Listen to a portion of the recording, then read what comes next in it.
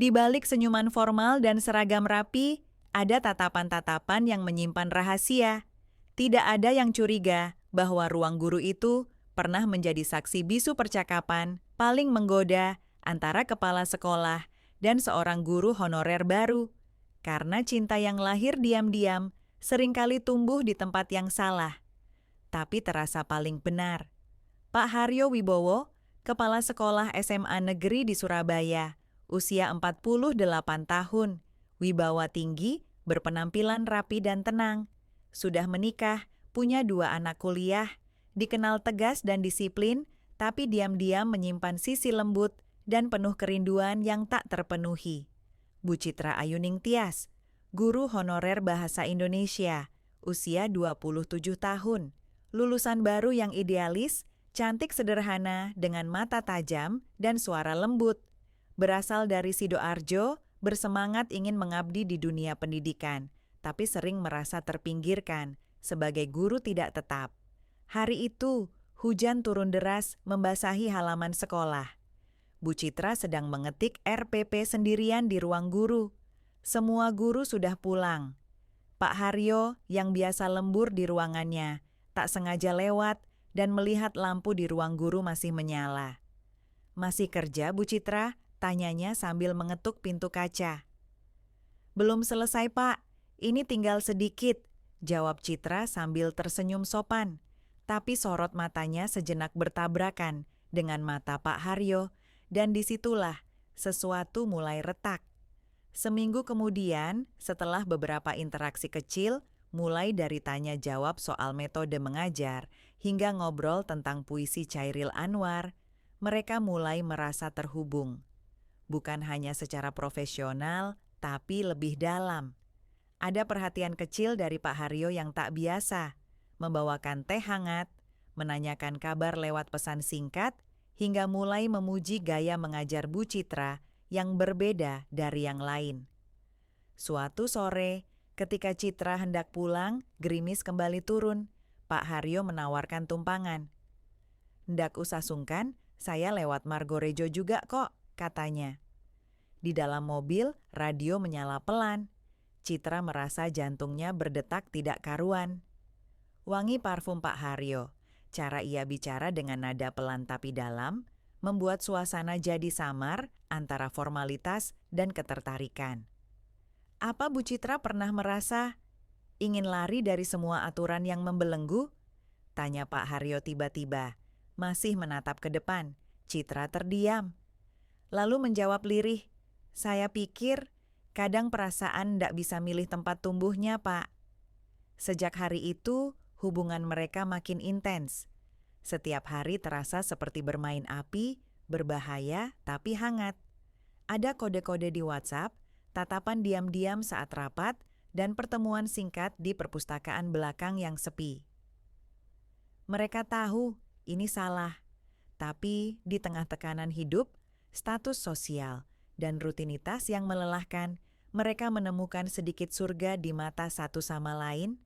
Namun, setiap kebahagiaan itu datang dengan pertanyaan, sampai kapan mereka bisa menyembunyikan semua ini? Hampir setiap hari, Citra datang lebih awal ke sekolah. Bukan hanya karena tanggung jawab sebagai guru honorer yang haus pengakuan, tapi karena ada waktu singkat sebelum guru-guru lain datang, waktu yang cukup untuk sekadar menyapa Pak Haryo dengan senyum yang hanya mereka pahami maknanya.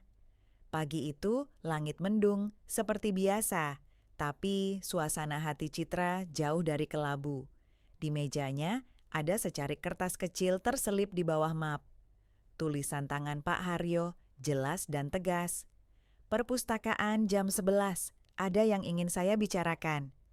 Haha. Citra menyelipkan kertas itu ke dalam bukunya, berusaha tetap tenang. Jam 11 terasa seperti selamanya. Dia mengajar sambil menahan gemuruh perasaan, memperhatikan jam dinding kelas seperti sedang menghitung detik menuju sesuatu yang tak pasti. Saat akhirnya tiba, dia mengetuk pelan pintu perpustakaan. Tak ada yang menjawab. Dia masuk dan di pojok belakang, di antara rak-rak buku yang jarang disentuh, Pak Haryo sudah menunggu, berdiri dengan tangan disilangkan, matanya penuh tanya. Bu Citra, suaranya lirih. Kita harus bicara. Ada apa, Pak? Citra bertanya, jantungnya seperti hendak meloncat dari dada. Pak Haryo mendekat menghela napas panjang. Saya takut, bukan takut ketahuan, tapi takut terlalu dalam, dan tak bisa balik lagi. Citra menatapnya tak menjawab. Setiap malam, saya pulang ke rumah dan merasa kosong. Saya duduk makan malam dengan istri saya, tapi pikiran saya melayang ke Anda. Saya merasa bersalah, tapi juga hidup. Henning, hanya suara kipas tua yang mengisi sela-sela napas mereka. Pak Haryo, Citra akhirnya membuka suara. Saya juga takut, tapi perasaan ini tumbuh tanpa izin. Ia menatap mata lelaki itu, dan untuk pertama kalinya mereka tak mencoba menghindar. Jarak mereka hanya sejengkal, dan sebelum mereka sempat berpikir lebih jauh, tangan Haryo sudah menyentuh pipi Citra. Lembut, gemetar. Ciuman pertama itu bukan ledakan, justru tenang, perlahan, dan terasa seperti mengisi ruang kosong di dada mereka masing-masing. Sebuah pengakuan diam-diam. Hari-hari setelah itu berubah. Mereka tetap menjaga jarak di depan orang lain, tapi mata mereka selalu berbicara. Mereka jadi sering rapat berdua untuk membahas kurikulum, meskipun yang dibahas lebih sering tentang kehidupan, impian yang tertunda, dan masa muda yang terlewat. Sampai suatu hari, ketika semua berjalan terlalu mulus, nama mereka berdua tiba-tiba muncul di grup WhatsApp guru. Ada yang lihat Pak Haryo dan Bu Citra keluar bareng terus?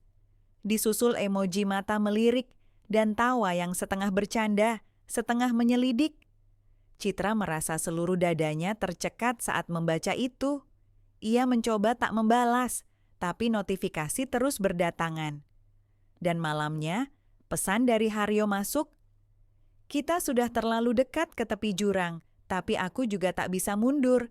Besok aku tunggu di tempat biasa, terakhir kali, atau awal yang baru. Citra menatap layar ponselnya lama sekali. Tangannya gemetar saat akhirnya ia mengetik balasan. Tapi entah kenapa, ia tidak menekan tombol kirim. Keesokan harinya, hujan turun lagi, deras, seperti waktu pertama kali mereka berbagi tumpangan. Langit gelap, udara dingin, dan suasana sekolah terasa berat. Citra datang seperti biasa, tapi kali ini langkahnya pelan, ragu, seperti hatinya yang berkecamuk sejak semalam. Ia masuk ke ruang guru, menyapa seadanya, lalu duduk di mejanya. Ia tidak membalas pesan Haryo, tidak juga menghapusnya. Pikirannya penuh dengan kemungkinan, jika ia datang, apa yang akan berubah? Jika ia tidak datang, apa yang akan hilang? Jam menunjukkan pukul 12.04. Bel pulang sudah berbunyi 5 menit yang lalu. Satu persatu guru meninggalkan ruangan. Beberapa siswa masih berseliweran, tertawa, dan berlarian sambil membawa jas hujan plastik warna-warni.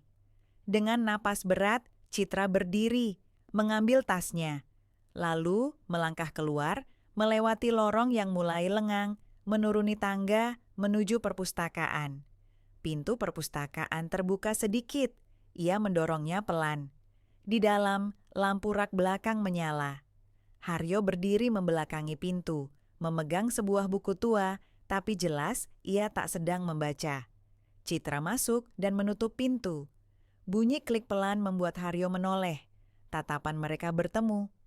Saya nggak tahu harus datang atau enggak, kata Citra. Suaranya pelan. Haryo mendekat. Ia tampak lelah, matanya dalam dan sedikit sembab. Tapi kamu datang. Saya nggak kuat, Pak. Ini semua makin berat. Kita bukan anak SMA. Kita tahu ini salah. Tapi rasanya benar, Cit. Haryo mendekat lagi. Saya nggak pernah merasa sepenuh ini pada siapapun sejak lama. Dan kamu juga tahu itu. Citra menatap ke bawah, menahan air mata yang sudah menggantung. Kalau semua tahu, hidup saya habis, Pak. Saya cuma guru honorer. Nama saya bisa rusak. Saya bisa dikeluarkan. Kalau kamu mau berhenti, saya ngerti, kata Haryo, suaranya parau. Tapi jangan pernah bilang perasaan kita nggak nyata. Lalu, ia mengeluarkan sesuatu dari saku jasnya, kunci kecil dengan gantungan logam berbentuk segitiga.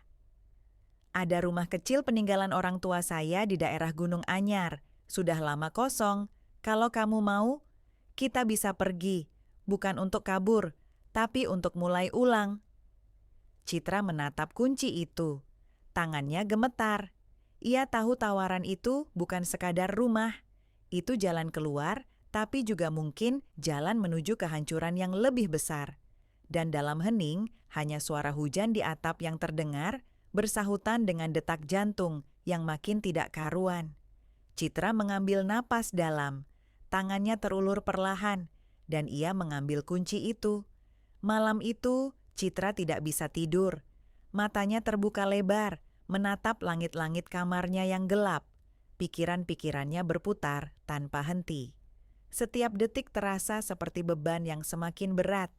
Ia memikirkan rumah yang kosong di Gunung Anyar, sebuah tempat yang menjanjikan pelarian dari dunia yang penuh aturan ini, tapi juga bisa menjadi perangkap bagi mereka berdua.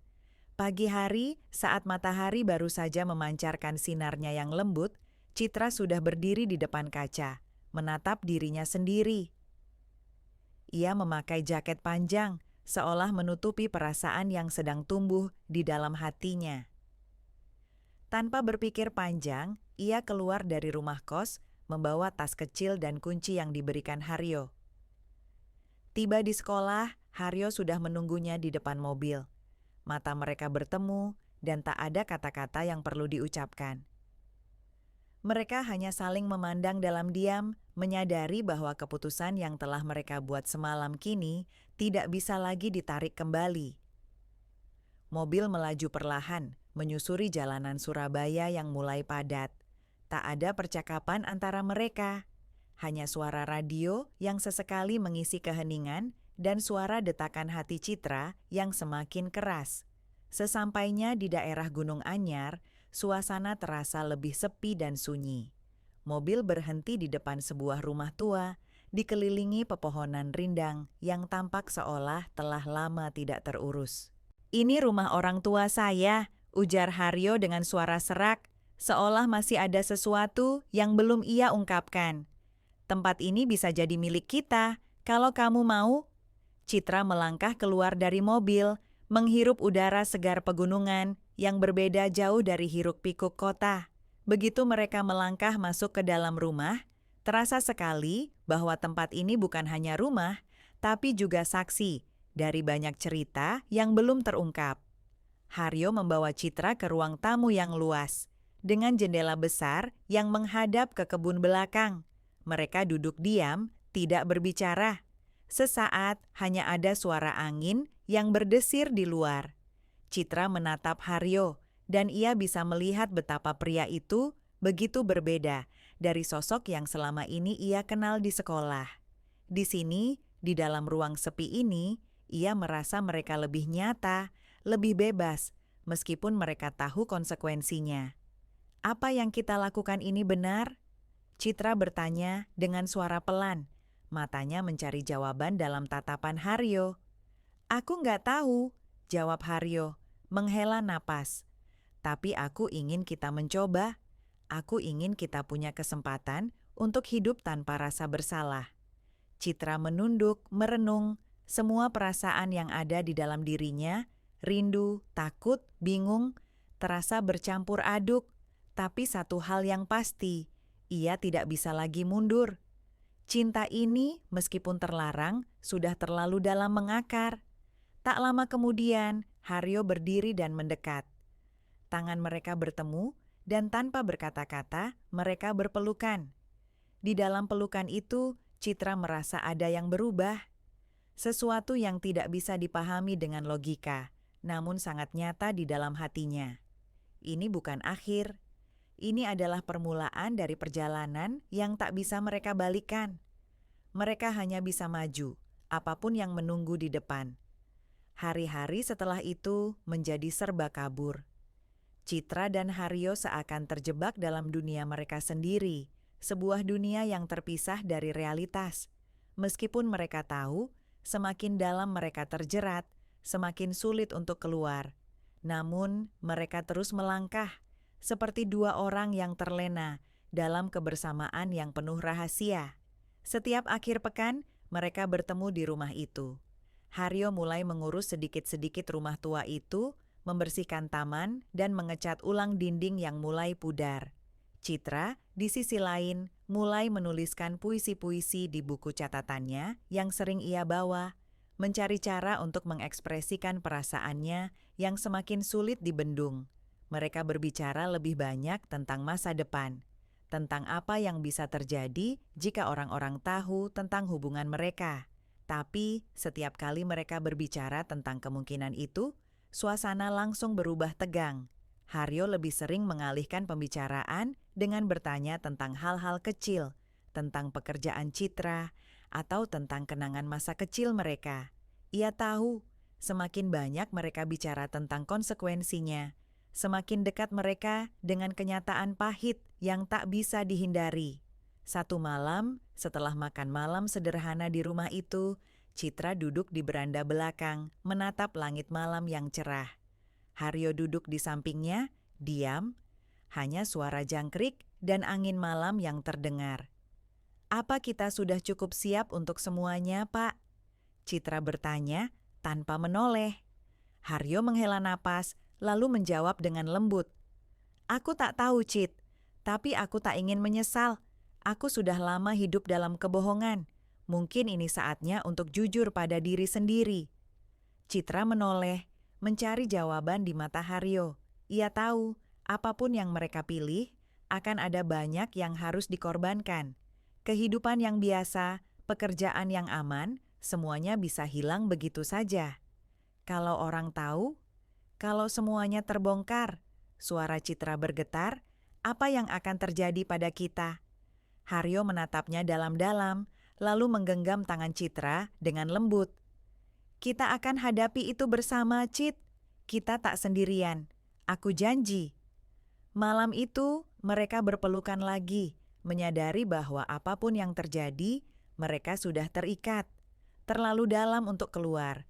Dan meskipun ketakutan mengintai di setiap langkah, mereka tahu cinta yang terlarang ini adalah satu-satunya hal yang membuat mereka merasa hidup, meski dunia mereka semakin sempit dan penuh bahaya. Namun, sesuatu yang tak terduga terjadi keesokan harinya. Saat Citra kembali ke sekolah, perasaan cemas menggelayuti dirinya. Ia merasakan ada yang berbeda. Mata-mata yang lebih tajam, bisik-bisik yang semakin jelas terdengar. Sesuatu atau seseorang mungkin sudah mulai mencurigai mereka. Dan dari balik pintu ruang guru, seorang rekan guru menatapnya dengan tatapan yang penuh arti. Hari-hari semakin terasa penuh ketegangan. Meskipun Citra dan Haryo berusaha menjaga jarak di sekolah, semua semakin sulit dipertahankan. Perasaan mereka yang tumbuh semakin dalam tidak bisa lagi disembunyikan sepenuhnya. Ada sesuatu di udara yang berbeda, dan Citra mulai merasa cemas setiap kali melangkah memasuki sekolah. Satu pagi setelah jam pelajaran pertama berakhir, Citra mendapati pintu ruang guru terbuka. Ia melangkah masuk, namun berhenti sejenak saat melihat teman sesama guru honorer, Bu Lestari, berdiri di dekat jendela dengan ponsel di tangan, seolah sedang menunggu seseorang. Ketika Bu Lestari menoleh, senyumnya tampak agak dipaksakan. "Bu Citra, ada yang ingin saya bicarakan," ujar Bu Lestari dengan suara pelan namun tajam. "Ya, Bu Lestari, ada apa?"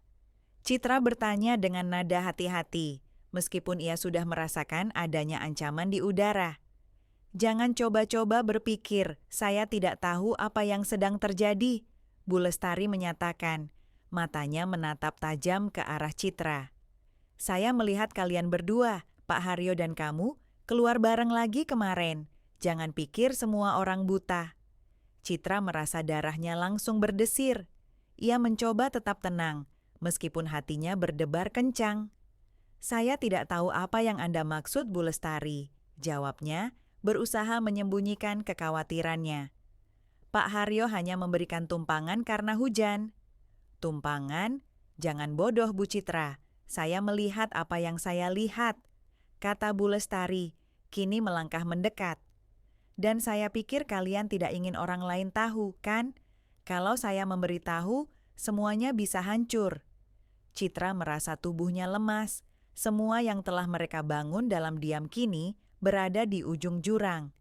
Bu Lestari tahu, dan itu bisa berarti akhir dari segalanya. Saya tidak akan memberitahu siapapun, asalkan... Bu Lestari berhenti sejenak, melihat reaksi Citra. Asalkan kalian memberikan sedikit perhatian pada saya juga butuh pengakuan, saya juga butuh dilihat. Citra merasa darahnya mendidih, namun ia berusaha menahan diri. Jangan mengancam saya, Bu Lestari. Kita bisa selesaikan ini dengan cara yang baik-baik. Jangan salah paham, Bu Citra, Bu Lestari menyeringai. Saya tidak mengancam, saya hanya ingin sedikit perhatian. Saya tidak butuh banyak, hanya sekadar perhatian yang selama ini saya tidak dapatkan. Citra terdiam sejenak, berpikir sejenak tentang apa yang harus dilakukan. Ini bukan hanya tentang dirinya dan Haryo, tapi tentang setiap pilihan yang akan mereka buat dari sini. Mungkin saya bisa membantu Anda, Bu Lestari. Citra akhirnya berkata, suara rendah dan tegas. Tapi ingat, kita semua harus menjaga rahasia ini dengan baik. Tidak ada yang perlu tahu lebih dari yang sudah terjadi. Senyum Bu Lestari semakin lebar, namun ada sesuatu di matanya yang terasa mengancam. Tepat sekali, Bu Citra. Selama kita bisa menjaga semua ini, saya tidak akan mengganggu kalian lebih lanjut. Citra menelan ludahnya. Ia tahu, permainan ini baru saja dimulai. Ada harga yang harus dibayar, dan tak ada jalan keluar mudah. Ia hanya berharap, apapun yang terjadi selanjutnya, mereka bisa tetap bertahan. Tapi semakin dalam mereka terjebak, semakin terasa seperti mereka sedang menari di pinggir api. Beberapa hari setelah percakapan dengan Bu Lestari, perasaan Citra semakin berat. Setiap langkah di sekolah, setiap tatapan yang ia terima, terasa lebih tajam dari sebelumnya. Suasana yang tadinya terasa nyaman kini penuh dengan ketegangan, seolah-olah ada banyak mata yang mengawasi gerak-geriknya. Bu Lestari, meskipun sudah berjanji untuk diam, semakin sulit untuk diprediksi. Citra tahu, segala sesuatunya bisa hancur kapan saja. Pada pagi itu, ketika Citra memasuki ruang guru, suasana terasa sepi. Tidak ada yang tampak seperti biasanya, hanya suara kipas angin dan secangkir kopi yang tertinggal di meja. Namun, sesaat kemudian, Pak Haryo masuk, wajahnya tegang dan matanya berbicara lebih banyak daripada kata-kata yang bisa ia ucapkan. Mereka bertemu pandang, dan di dalam tatapan itu, Citra tahu bahwa ada sesuatu yang besar yang sedang terjadi. Citra, kata Haryo dengan suara parau, kita harus pergi. Semua ini sudah terlalu berbahaya. Citra merasa tubuhnya menegang. Apa maksudmu? Ada apa, Pak? Bu Lestari sudah mulai mencurigai kita, dan orang-orang mulai memperhatikan lebih banyak. Aku takut kalau ini berlanjut, kita berdua bisa jadi masalah besar. Tidak hanya untuk kita, tapi untuk seluruh sekolah. Haryo menghela napas panjang. Aku tidak tahu harus bagaimana lagi, rasanya kita tidak punya pilihan selain pergi. Citra menatapnya, seolah ingin menelusuri setiap kata yang keluar dari mulut Haryo. Perasaan yang campur aduk, takut, bingung, namun juga seolah ada sesuatu yang menarik dirinya untuk melangkah ke arah yang lebih jauh lagi. Pergi kemana? Tanyanya pelan. Haryo memandangnya dalam-dalam, seolah ingin meyakinkan Citra dengan matanya. Ke tempat yang jauh, ke tempat yang tidak ada yang tahu, mungkin keluar kota, mulai hidup baru. Citra terdiam, otaknya berpacu mencari jawaban yang tepat. Semua yang terjadi begitu cepat. Ia tidak pernah berpikir akan sampai ke titik ini. Semua yang dimulai dari percakapan kecil di ruang guru, kini berubah menjadi sebuah keputusan besar yang menunggu untuk diambil. Tapi bagaimana dengan semuanya yang kita tinggalkan? Tanya Citra, suaranya bergetar. Bagaimana dengan pekerjaan, keluarga, hidup yang kita kenal? Apa yang lebih penting? Haryo bertanya balik. Matanya tak lepas dari wajah Citra. Hidup yang kita kenal atau hidup yang kita inginkan? Waktu terasa berhenti. Citra merasa seakan semua suara di sekitarnya menghilang. Ada suara hati yang berbisik keras di dalam dirinya. Cinta yang terlarang ini, hubungan mereka yang harus disembunyikan, kini mengarah pada sebuah titik yang tak terelakkan. Keputusan yang harus diambil. Tanpa sadar, Citra mengangguk perlahan. Baik, kita pergi. Haryo menyentuh tangannya, menggenggamnya erat. Di luar, hujan mulai turun, menambah rasa sendu yang menggelayuti hati mereka. Hanya ada satu hal yang bisa mereka pegang, keberanian untuk melangkah keluar dari zona aman yang mereka kenal, untuk mengejar hidup yang lebih baik, meski harus berhadapan dengan konsekuensinya. Namun, saat mereka berdua keluar dari ruang guru, ada seseorang yang berdiri di ujung lorong, menatap mereka dengan tajam. Bu Lestari. Wajahnya kali ini tidak tersenyum. Ada apa kalian berdua? Suara Bu Lestari terdengar penuh teka-teki. Citra dan Haryo saling menatap. Tidak ada lagi jalan mundur. Beberapa bulan berlalu sejak keputusan Citra dan Haryo untuk meninggalkan semuanya dan mencari kehidupan baru. Mereka pindah ke sebuah kota kecil yang jauh dari keramaian Surabaya, di mana tidak ada yang mengenal mereka. Di sana, mereka memulai kehidupan yang sederhana. Citra mendapatkan pekerjaan sebagai guru di sekolah dasar lokal, sementara Haryo membuka usaha kecil di bidang pertanian. Kehidupan baru mereka tidak mudah, tetapi ada kebebasan dalam setiap langkah. Mereka belajar untuk membangun dari awal, jauh dari bayang-bayang masa lalu yang gelap. Meskipun tidak sempurna, mereka menemukan kedamaian dalam rutinitas sehari-hari di antara orang-orang yang tidak tahu apa yang telah terjadi sebelumnya. Mereka bisa menjadi diri mereka sendiri tanpa takut dihantui oleh rahasia yang membelenggu. Namun, meski mereka mencoba melupakan, sesekali masa lalu datang menghantui. Citra kadang teringat akan Bu Lestari yang entah bagaimana masih mengirim pesan-pesan misterius kepadanya dari nomor yang tidak dikenal, berisi ancaman samar tentang kemungkinan kebocoran rahasia mereka. Tapi seiring waktu, ancaman itu semakin mereda, dan kehidupan baru mereka pun mulai terasa lebih stabil. Suatu pagi, saat Citra sedang duduk di beranda rumah mereka, menatap matahari yang terbit di balik pegunungan, Haryo bergabung di sampingnya. Ia tersenyum, meskipun ada kerutan di wajahnya yang lebih tua dari sebelumnya, mungkin karena beban yang tak pernah benar-benar hilang. "Apakah ini yang kita cari?" Citra bertanya, suaranya penuh keraguan, meski dengan senyum yang tulus. Haryo menatapnya dengan lembut, tangannya mencari tangan Citra yang ada di meja. "Ini lebih dari yang kita harapkan, Cit.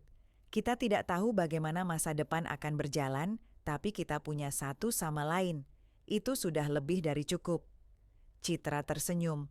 Mungkin dalam dunia yang penuh ketidakpastian ini, itu memang cukup.